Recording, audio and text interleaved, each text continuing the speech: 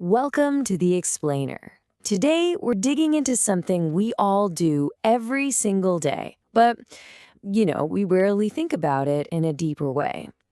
We're talking about eating, because what's on your plate is so much more than just a meal. It's a story. So just take a second and think about it. What was your last meal?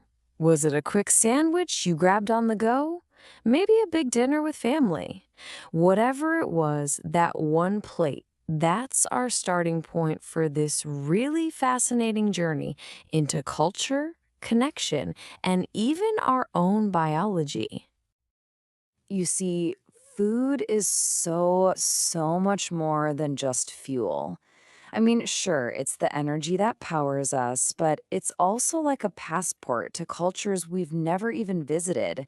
And it's the glue that holds families and friends together. So today, we're going to explore how our everyday meals are connected to this huge, amazing picture. Okay, so let's start with what we all know, that daily rhythm of our meals. It's a structure most of us live by, right?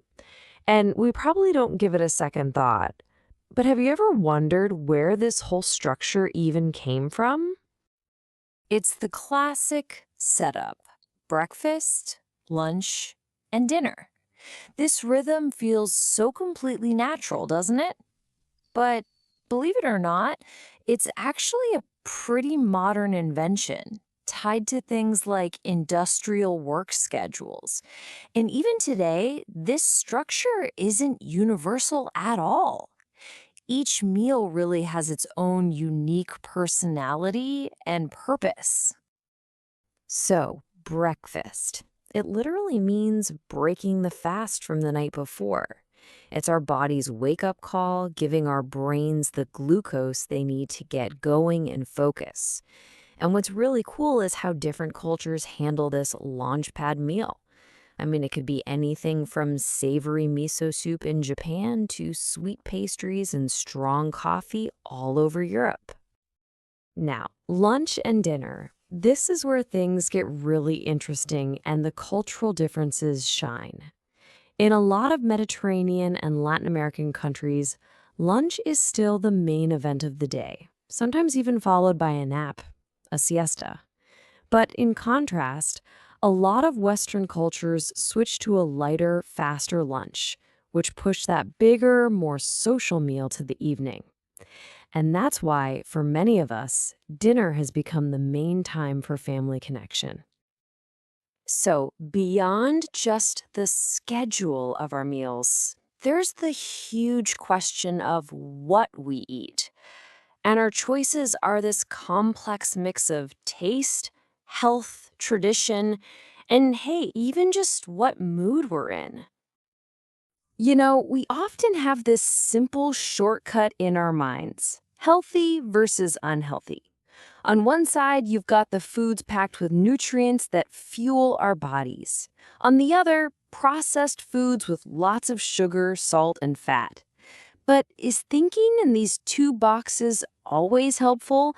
Or does it kind of oversimplify the really complex relationship we have with eating? Right, because the key isn't about being super rigid and restrictive. It's all about mindful balance. This idea of everything in moderation lets us actually enjoy the pleasure of food without feeling guilty while still putting nutrition first. It's a way of eating that cultures have been practicing for centuries, long before all the modern diet trends came along.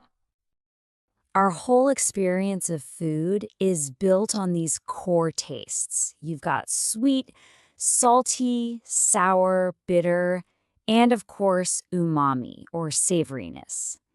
And these aren't just for fun, they're actually evolutionary signals. Sweetness tells us there's energy, while bitterness can be a warning sign for toxins. Every single great dish is really just a carefully composed symphony of these basic notes. But food's role goes way beyond our taste buds and our biology. it's a hugely powerful social tool. I mean, think about it. We don't just eat with people, we break bread with them. The social table is where we build relationships and forge communities. This idea is right at the heart of human civilization. Sharing a meal creates this space of vulnerability and trust.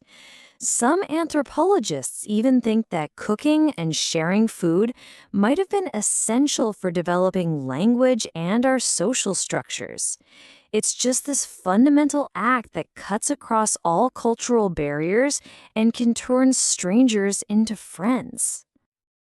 Yeah, eating together is an active thing, not passive.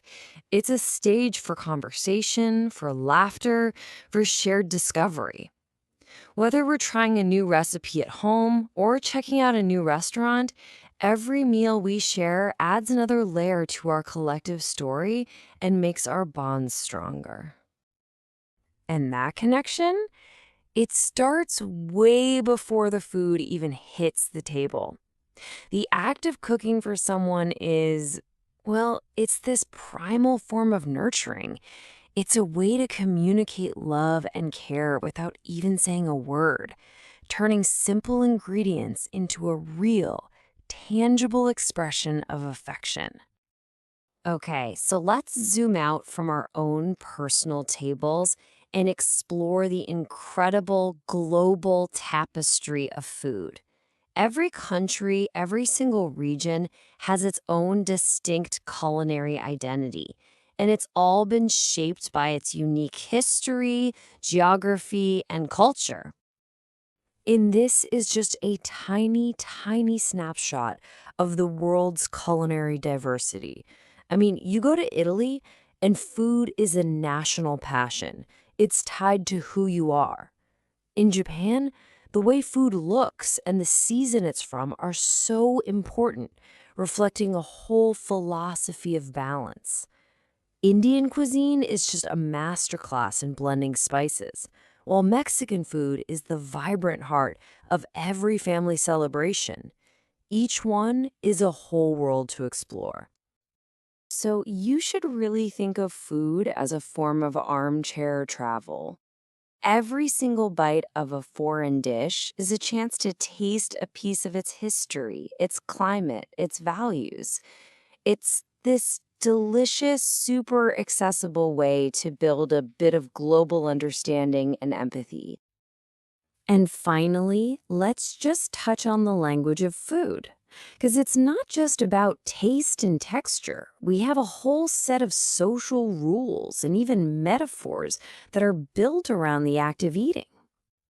There's this kind of universal etiquette to the simple act of ordering food.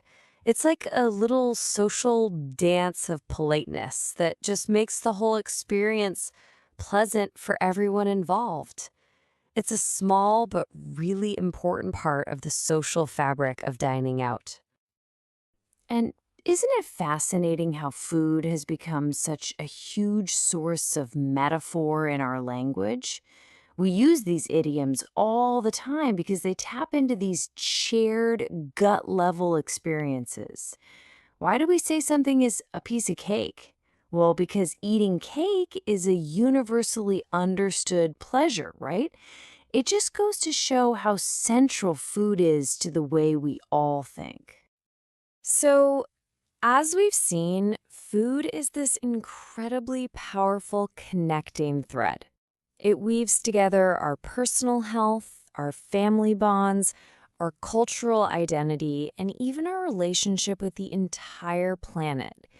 It really is the most intimate way we interact with the world around us.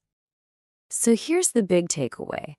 The next time you sit down to eat, just pause for a second. Look at your plate not just as food, but as a story.